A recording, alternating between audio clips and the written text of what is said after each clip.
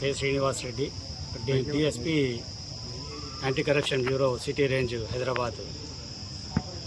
మాకు ఒక కంప్లైంట్ ఏంటంటే ఇక్కడ గంధంగూడ హిమాయత్ సాగర్ సబ్స్టేషన్ ఏఈ అమర్ సింగ్ గారు ఒక ట్రాన్స్ఫార్మర్ పెట్టడానికి అని చెప్పేసి 30,000 రూపాయలు బ్రైబ్గా అడిగితే ఆ కంప్లైంట్ మాకు చెప్పడం వల్ల, కంప్లైంట్ ఇవ్వడం వల్ల మేము వచ్చి పూర్తిగా ఎంక్వైరీ చేసుకొని ఈరోజు కంప్లైంట్ని డబ్బులతో లోపలికి పంపించడం జరిగింది.